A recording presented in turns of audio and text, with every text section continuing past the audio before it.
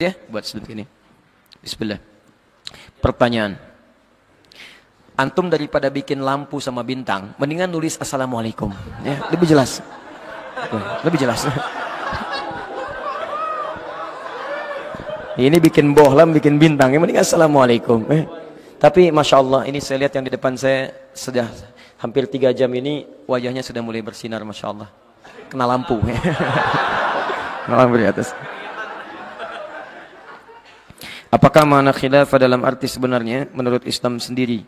Karena seiring berjalannya waktu, makna khilafah semakin menurun dan tergerus oleh mindset negatif. Masya Allah. Bagaimana contoh kepemimpinan yang bagus diterapkan di Indonesia menurut pandangan Islam sendiri? Tapi kita lihat dulu bahasa khalifah atau khilafah. Khilafah itu sistemnya, khalifah itu tugasnya. Di Quran surah kedua Al-Baqarah ayat ke-30. Paling kiri sebelah atas. Ini kalimat khalifah pertama di Quran. Wa idh qala rabbuka lil malaikati inni ja'ilun fil ardi khalifah. Dari kata khalafa yakhlifu khalfan. Secara bahasa bisa memiliki beberapa arti. Sesuatu pertama yang datang belakangan kemudian. Makanya kalau saya katakan yang di belakang saya katakan khalfa. Haulai ikhwa khalfi. Ya, mereka ada teman-teman di belakang saya. Khalaf. Generasi belakangan. Yang datang belakangan, yang awal-awal disebut dengan salaf. Salaf awal-awal. Khalaf belakangan. Baik. Jadi yang datang kemudian disebut dengan khalaf. Orangnya disebut khalif, tugasnya disebut khalifah. Kenapa disebut dengan khalifah? Karena manusia itu ketika dia dilahirkan kan saling menggantikan. Yang awal digantikan, awal digantikan sampai dengan kiamat. Adam meninggal digantikan setelahnya. Meninggal digantikan setelahnya. Saling menggantikan. Karena itu disebut dengan khalifah. Paham sampai sini? Yang kedua, kata khalifah juga bisa berarti sesuatu yang mengandung manfaat. Sesuatu yang bermanfaat. Yang menciptakan kebaikan. Turunan dari situ disebut dengan al-umru, batas usianya. Batasnya disebut dengan ajal, isinya disebut dengan umrun. Keadaannya disebut dengan ma'mur. Kata kerjanya amira, turunannya ya'mur. Baik. Khalifah yang membawa manfaat, bisa membangun. Karena itu ketika Adam diturunkan ke bumi untuk membawa ketenangan, kesenangan, kenyamanan, maka dikatakan oleh Allah, Adam, kamu dengan keturunanmu akan saling menggantikan. Tapi setiap yang hadir di bumi itu harus membawa manfaat dalam kehidupannya. Jadi kalau bicara yang bermanfaat, kalau menatap yang bermanfaat, kalau bekerja yang bermanfaat. Makanya semua bangunan yang dibangun oleh manusia itu harus membawa manfaat dalam kehidupan. Membawa manfaat. Itu poinnya. Makanya disebut dengan khalifah. Karena itulah ketika kita diberikan batas usia, usia disebut apa? Bukan umur, ajal. Quran surah 7 ayat 34. Walikulli ummatin ajal, setiap umat punya batas usia, waktu. Fa idza jaa ajaluhum la yastakhiruna sa'ata wa la yastaqdimun. Kalau sudah tiba ajalnya enggak akan bisa maju, enggak akan bisa mundur. Nah, cara kita mengisi usia ini disebut dengan umur namanya. Di umur itu cara mengisinya, usianya disebut dengan ajal. Apa itu umur? Dari kata al-umru, sesuatu yang menghadirkan tadi manfaat, keberkahan, kebaikan. Jadi kalau sepanjang diberi umur, antum harus menghasilkan yang manfaat-manfaat, yang baik-baik. Jadi kalau ditanya misalnya umurnya berapa? 34 tahun. Maksudnya selama 34 tahun itu kebaikan apa yang sudah Anda hadirkan di muka bumi ini? Matanya berapa kali lihat yang baik? Mulutnya berapa kali lihat yang baik? Jangan-jangan anak 4 tahun sudah menghafal Quran. Mata buta, hafal Quran. Antum dikasih 40 tahun, 50 tahun. Mata sehat, fisik kuat. Masih belum sempat hanya sekedar melihat mushaf. Antum butuh berapa tahun lagi? Alhamdulillah. Butuh berapa tahun lagi? Ayo berubah. Berubah. Jadi kalau antum sudah mendapatkan kebaikan, Masya Allah. Maka ketika pulang, enak. Dulu kami punya kawan namanya Ahmad Muzammil. Semoga Allah menyayangi beliau. Beda usia dengan saya kisaran 5-6 tahun lah. Saya sekarang 33, mungkin beliau 38. Ya, tapi sudah meninggal dunia. Kami mengasuh pesantren dengan nama yang sama.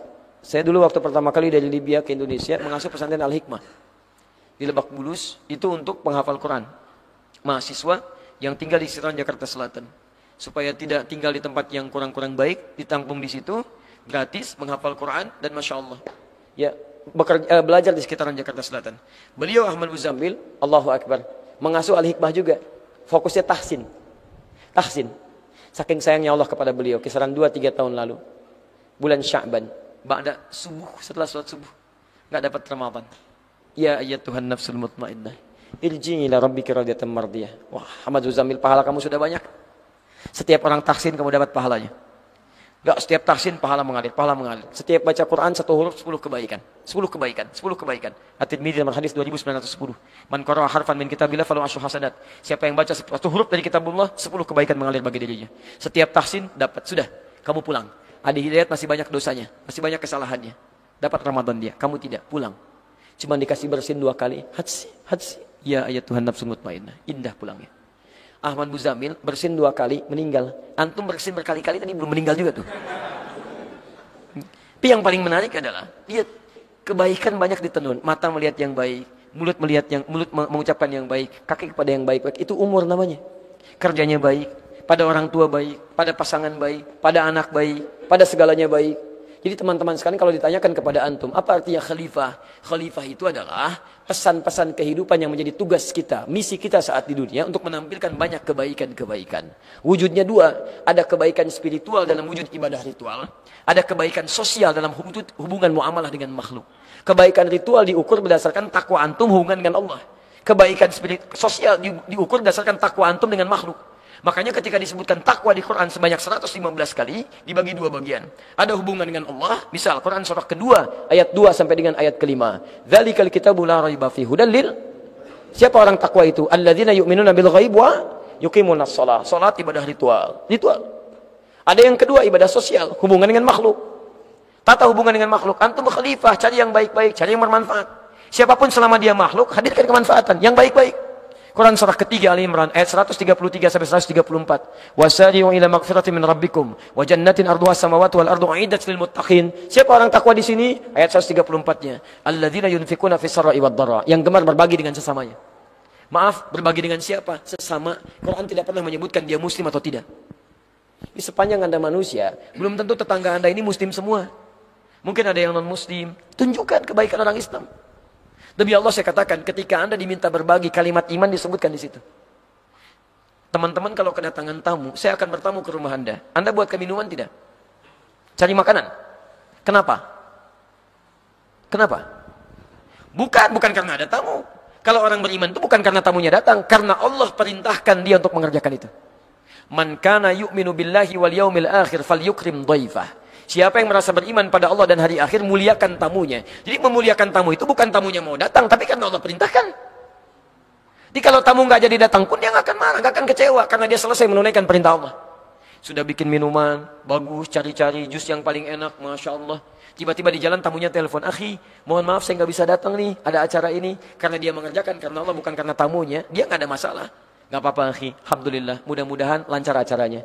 Alhamdulillah ya Allah yang telah memberikan anugerah tambahan minuman. Yummy, Masya Allah. Enak. Kalau antum cuma karena tamunya capek, ya Allah, gak jadi datang, udah nyari ini nyari itu. Antum belajar karena pengen lihat ustadznya atau karena Allah? Ayo. Besok-besok saya uji gak datang nih. Masya Allah, belum tentu. Jadi kalau dilakukan karena Allah, itu enak semuanya, nyaman. Coba ketika berbagi, antum cek. Pernah dengar hadis ini enggak? Siapapun orang yang dalam bahasa umum bebasnya, siapa yang memasak makanan, baunya tercium pada tetangganya, maka bagilah tetangganya walaupun cuma kuahnya. Tapi tolong baca hadis dengan baik ya. Itu maksudnya kalau antum masak kuahnya saja. Kalau cuma masak kuahnya saja, maka kuahnya saja pun bagi dengan tetangga supaya dia tidak berpikir yang negatif. Antum masak kuah ayam isinya singkong. Antum gak bagi dengan teman, karena gak dibagi dia simpulkan, aduh kuah ayam gak dibagi, masak ayam, padahal cuma kuahnya. Maka bagi kepada dia. Tapi kalau antum masak kuah dengan isinya, jangan antum ayamnya makan, kuahnya kasih orang. Itu gak tepat. Tapi yang ingin saya sampaikan, apakah Nabi pernah mengatakan kalimat ini, jika tetangga Anda muslim? Enggak. Demi Allah saya katakan, antum punya tetangga nih, mungkin non muslim, bagi dia. Masak makanan, kirimkan. Ketika dikatakan, Pak, terima kasih Pak, Bapak baik sekali. Bukan karena baik, tapi ini karena Allah perintahkan saya untuk berbagi. Begitu Anda sebutkan di lisan dengan kalimat Allah, maka itu jadi hidayah pada dirinya. Dia berpikir besoknya bagi lagi, Masya Allah. Diperintahkan Allah lagi ya Pak ya? Masya Allah. Iya. Kasih lagi. Apalagi kalau antum nih, ini rumah tetangga, ini rumah antum sini. Tiba-tiba punya pohon mangga. Mangganya berbuah. Buah mangganya sampai ke pengarangan tetangga antum. Walaupun dia non muslim, kasih tahu dari awal. Sampaikan, Bu, Pak, mohon maaf, ini ada mangga, buahnya ke tempat ibu. Iya Pak, tolong jangan minta izin ya. Kalau nanti sudah berbuah, ibu pengen, petik aja langsung, itu hak bersama, nggak usah minta izin.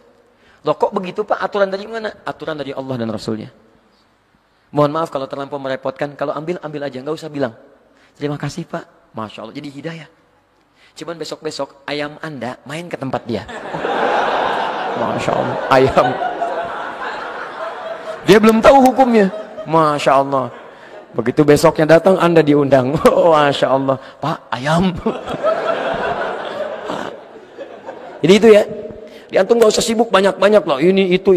Ya, antum terapkan dulu kebaikan-kebaikan. Kalau diri sendiri sudah baik, di rumah sudah baik, keluarga baik, tetangga baik, CRT baik, jadi sekampung baik, senegara baik, maka sudah berlakulah kemudian nilai-nilai keislaman dalam kebaikan. Gak usah takut. Selesai. Jelas ya?